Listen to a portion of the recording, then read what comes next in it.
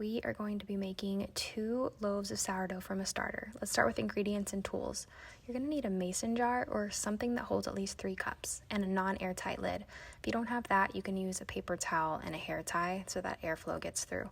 You're also going to need some filtered water, not tap water because of the chlorine, and then some all-purpose unbleached flour, organic if possible.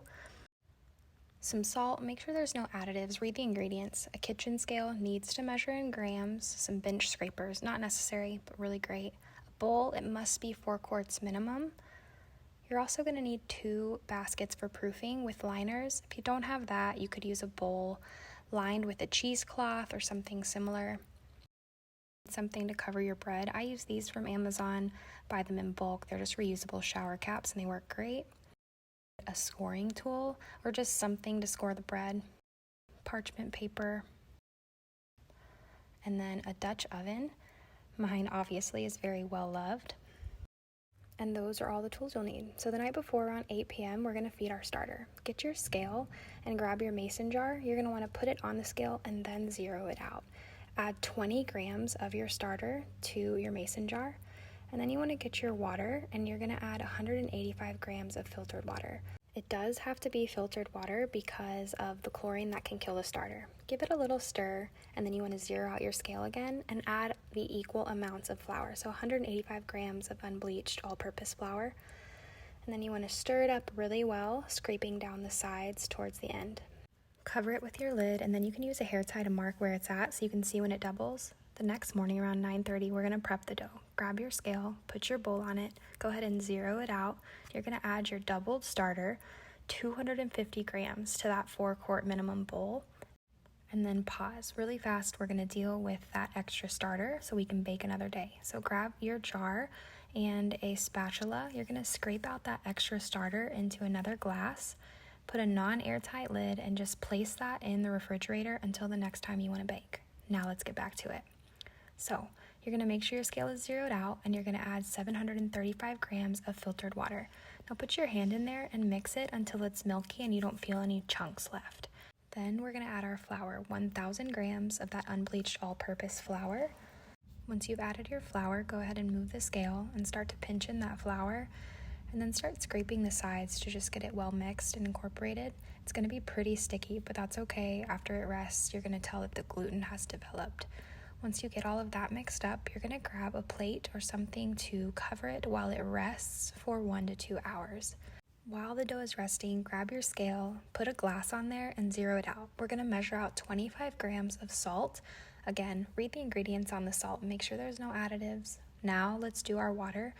Put your glass on there, zero it out, and add 50 grams of that filtered water. Once our dough is rested, go ahead and uncover it, and we're going to add that salt on top and that water.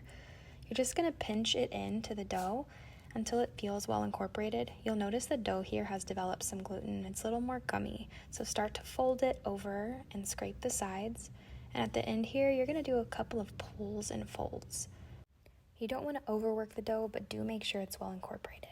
And then you're going to grab your plate again and you're going to cover it and you're going to let it rise until it doubles in size on the counter. Once it has doubled, we're going to shape our loaves and add any inclusions if you want to. So you'll see that the dough is a lot more fluffy. It should have doubled. Now you're going to flour your surface because the dough will be semi-sticky, and you're going to put your dough on that floured surface. Grab your bench scraper and cut that large loaf into 2 separate loaves. You can weigh them out if you want. It's up to you. Move that loaf to the side and we're going to work with 1 loaf at a time. So now we're going to laminate the dough. You just spread it out and fold it over itself. What lamination does is it adds strength to the dough and it also helps you to add inclusions if you want to do so, which we are going to do on our other loaf. So you roll it up just like I did and then you start pressing the sides under to build tension at the top of the loaf. This will allow a nice crust to be formed. Move it to the side and let's do the same thing for the other loaf. Pull that out and stretch it. And for this loaf, we're actually going to be adding some cheese and jalapenos. You can add whatever you want. You'll just have to kind of play around with it. But you fold it in there, add a little more, fold it again, and then you're going to roll it up just like we did the other one and build that tension again. If you feel the dough is too sticky to handle, you can always flour your hands again to help be able to work with it.